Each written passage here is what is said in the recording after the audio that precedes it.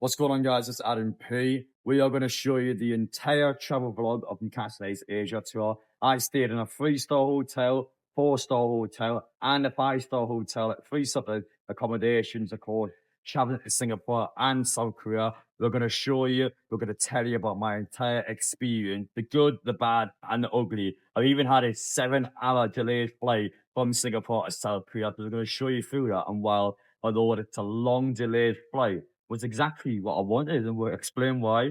But one final word, I guess, to say before we get into this video. I was wanting to do 3 separate travel vlogs, but to be straight up with you, I've been so burnt out and so tired during this trip where I kind of just put it all into one video. So sorry if it's a bit all over the place, but yeah, that's the explanation for it. But let's take you back to the UK and let's show you my entire travel experience of what is the most expensive and the most ambitious tour of my lifetime.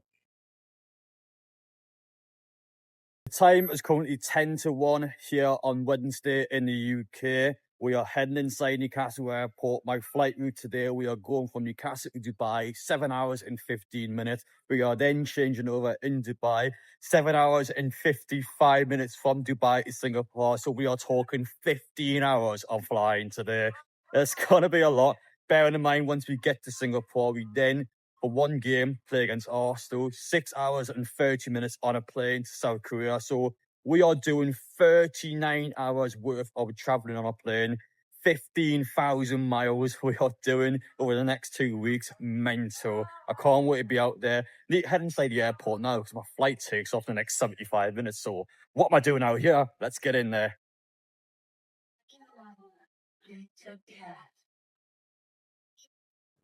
And as for the JD Newcastle United stock here at the airport, it is looking healthy. I like the look of this a lot. Now, the one thing you'll realise inside the airport is, well, 10% off. So it's actually cheaper here than what it is in the club shop. So, for example, I bought that yesterday and I could have got for 10% here. So I kind of regret that somewhat now. I'm going to buy something, though. I'm going to get one of these medium Newcastle. I think that's more the manager tops, isn't it, for training? Because they're the player ones. So I feel like this might be more the coaches. But for 40 quid, that is a nice top, I'm not going to lie. So we're going to get one of them for the holiday.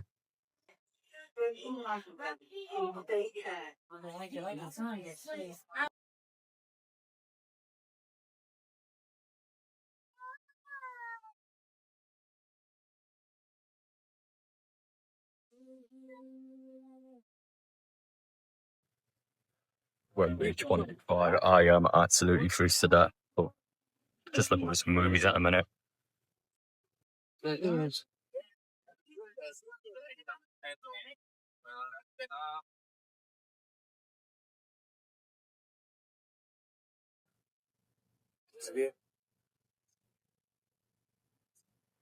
Live football is mental on the plane. There we are, just landed in Dubai, ready to start heading over to the second plane.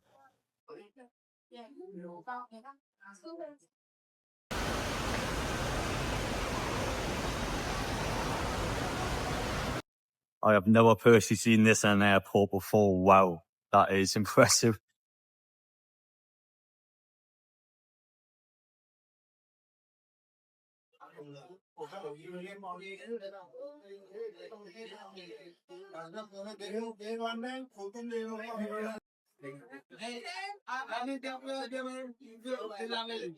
Just wearing the second plane out to Singapore. Got a size of chicken noodles and that's how I try it.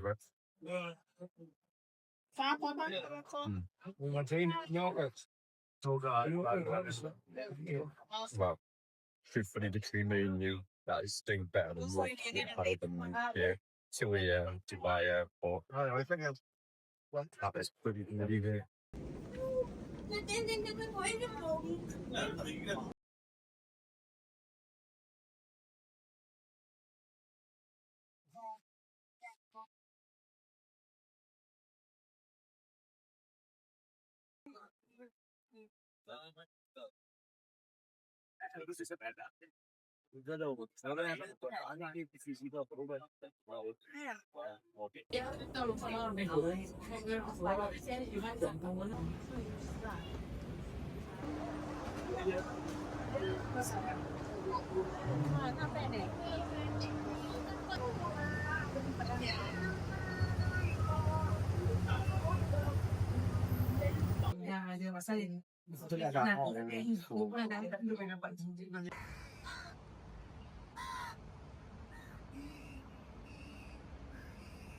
For my hotel room in Singapore, you'll realise a couple of things straight away. One, it's a bit of a mess for me, so apologies for that.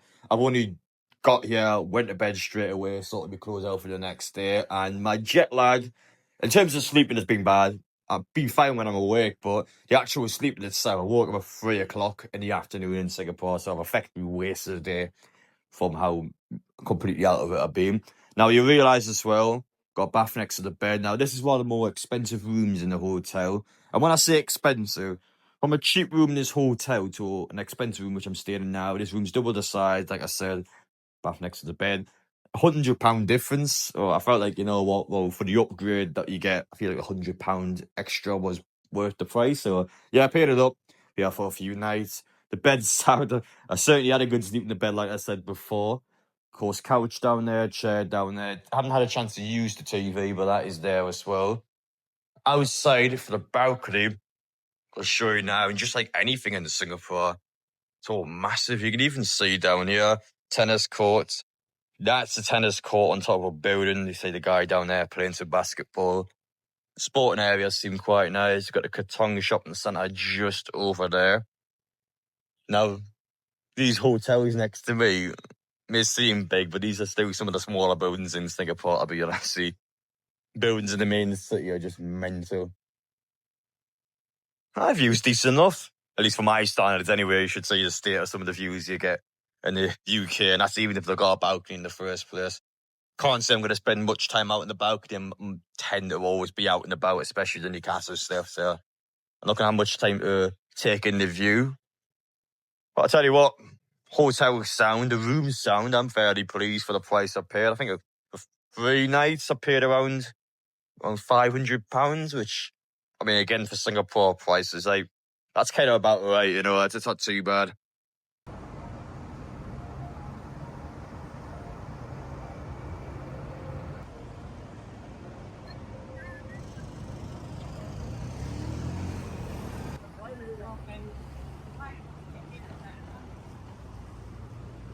One thing I always do on a personal level when I get a chance to go abroad, I always check out McDonald's, KFC, Burger King, and just see how different it is from being back home now.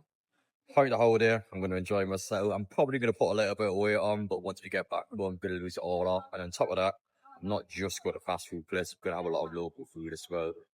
KFC though, being inside looking at the menu, probably the most boring, I would say, without disrespecting it, because it's still 100 times better than what it is back home, but not an awful amount of differences compared to the UK. The burgers seem to be different. Got mac and cheese in there. The menu, especially in Singapore, they love crab sauce. So to be fair, I can understand why, because it is nice, but ultimately it's pricey as expected. It's even hilarious actually because it's an under $5 section with nothing in it. So what does that tell you about the prices around here? Food's good, but a bit boring, I would say, out of any fast food places to be checking out in Singapore.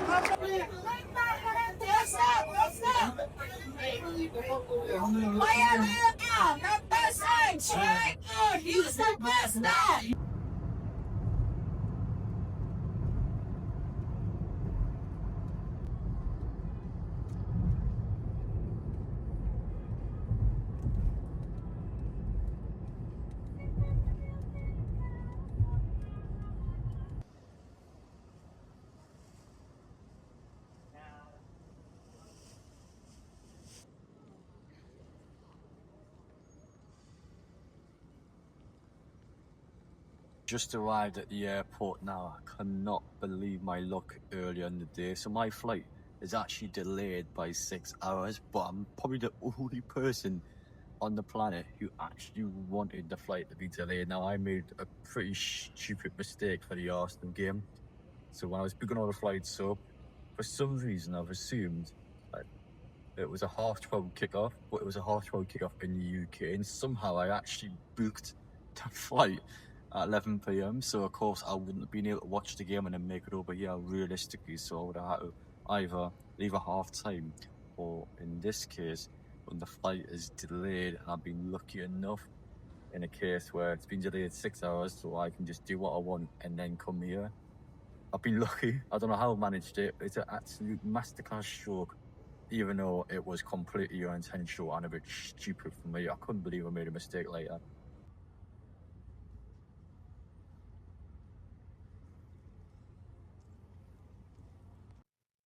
This is a first for me, by the way. We actually have a few bugs now. That's not giving me a ton of faith when the plane lands, the fact we've got these in there, but I'm hoping we won't have to use that today.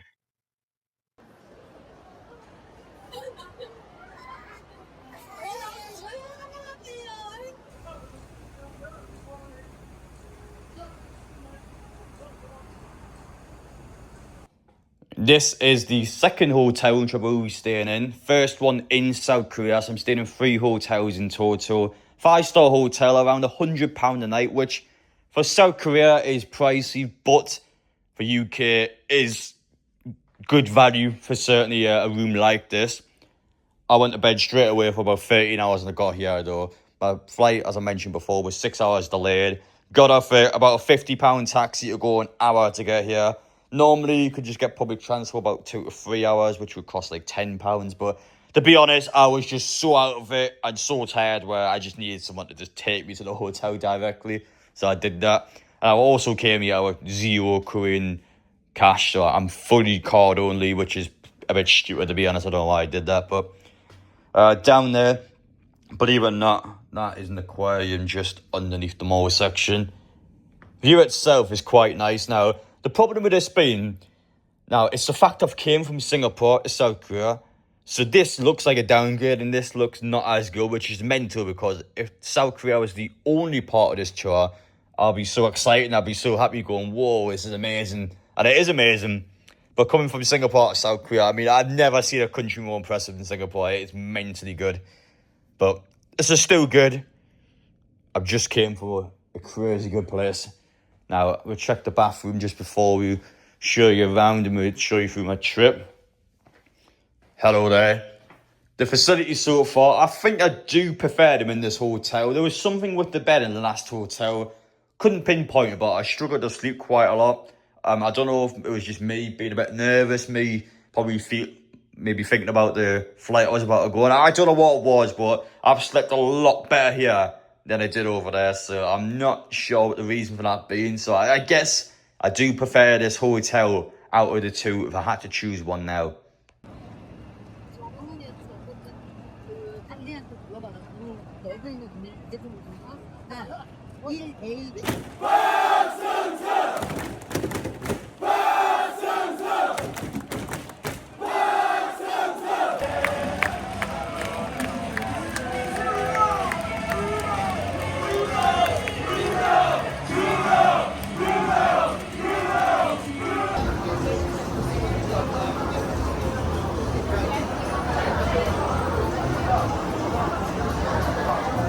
As for my third and final hotel room, so this is a 3-star hotel out in South Korea. Just to clarify, last hotel was 5-star and the Singapore hotel was 4-star. And you'll probably realise the difference straight away in the floor now. It's probably the worst thing I would say about the room is just years, if not potentially decades worth of stains you can physically see on the floor. I would not put my bare feet personally on this. But other than that, that's the only complaint I've got about this room. Bed's fine, TV's fine, the furniture's fairly new. When you look around the room itself, the bathroom's a bit weird. Now, I haven't seen a bathroom like this before, when you've got the window on the outside here and you kind of put the blinds down when you're in the shower. I don't understand why the window's there in the first place. I guess maybe if couples want to watch themselves in the bathroom, I suppose. But other than that, I'm not too sure why that exists. Fridge down there, wardrobe's big. As for the window view, let's have a look, shall we? Wow. Wow. This is impressive. Now, in all my years of staying in hotel rooms, this is the best ever window view I've seen. You can just see everything out this window. Just to zoom in and show you, that is where Newcastle will play their final game of the Asia Tour. Even in the background, you can see the mountains, you can just see the city of Seoul. And it's, quite a spectacle. You're seeing the bridge up ahead, you'll see my left here, cars everywhere. We are talking, for me to get my last hotel to this hotel, it's probably between 20 to 25 miles from each other. That's about 90 minutes worth of driving here. You just do not get anywhere. Traffic lights everywhere. You can just see the traffic is just relentless. It never ever slows down. And it's quiet as well. You might hear bits and bobs of it now with me being next to the window, but again in the hotel room, you just don't hear the traffic. So despite me being next to such a hectic road, you can just see the cars cutting through the lanes here. It's actually not noisy. But again, seeing this from the hotel room and just being able to physically just see that bridge there, my word, look at the traffic on that bridge, and seeing this with your own eyes is truly a spectacle. It's a real privilege being out in Asia this summer and just seeing how different the cultures and how different, I guess, the world is from being in the UK. It's just wow. It is truly, when you be able to kind of capture it all in once like this, it just hits you. Like, it's really impressive.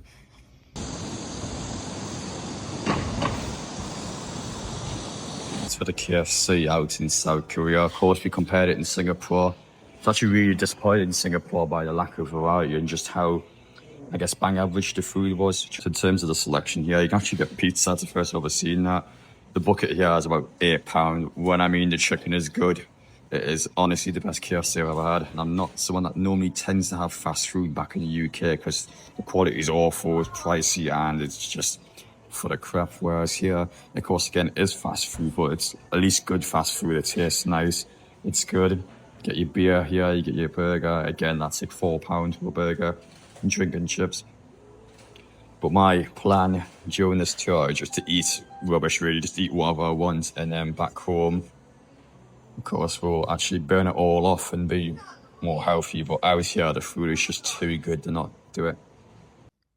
As for the KFC order, we'll start off with gravy and mash. Blends quite well. Of course, back home, the gravy is quite sloppy. There's no mash involved with it. And over here, the flavour is much better. The mash works really well with the temperature, and it's just a real good flavour where you put your chicken in there and it just blends surprisingly quite well. The chips, unlike the peppers, large chips back home, bring back the small chips as the petition in the UK. They have them here and they're very nice. Chicken itself, 8 pieces of mini fillets, you call it, in the party buckets. All this together is around £10, and the actual chicken size, massive compared to the mini fillets back home.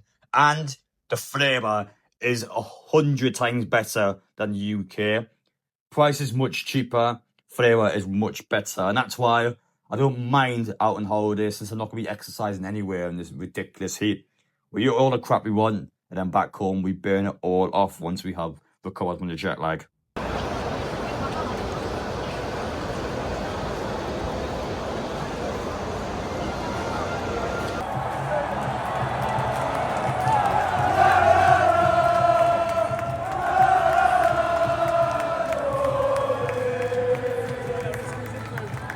there we have it. That was my time out in Newcastle United Asia tour in a 3-star hotel, a 4-star hotel, and a 5-star hotel. So you just go for the hotels themselves first. My favorite one, view-wise, is this. The 3-star hotel is actually good for what it is. I really enjoy it. And of course, when you compare it to the 5-star hotel, you can obviously tell the difference in quality straight away. But I don't think it matters too much what hotel you pick. Actually, my worst hotel out of the three, while the room was amazing, I wasn't the biggest fan of the Singapore hotel. There was something about the bed. I just couldn't sleep in it.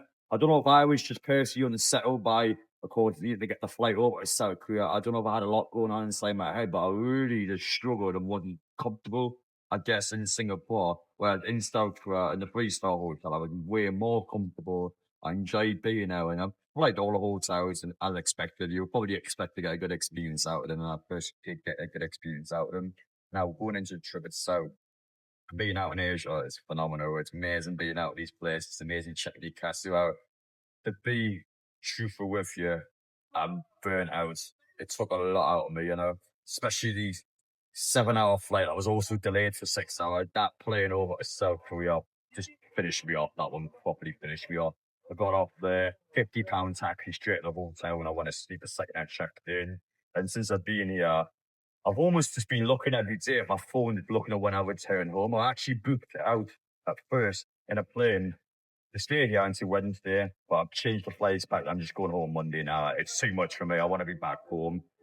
I wouldn't say I'm homesick, but I certainly am just out of it. It's just far too much traveling. It's far too much going on. And while it's been amazing being here in Newcastle, it's also been a tour that's just been heavily overshadowed by everything going on back home. And I would say it's had a dampener on the tour, just for a lot of our fans, a once in a lifetime experience. But it has just been overshadowed by the Isak stuff. I can't deny it. And it has proper been a buzzkill during that time out. Yeah, I loved it. I've enjoyed every second of it, and I would do it all again in a heartbeat.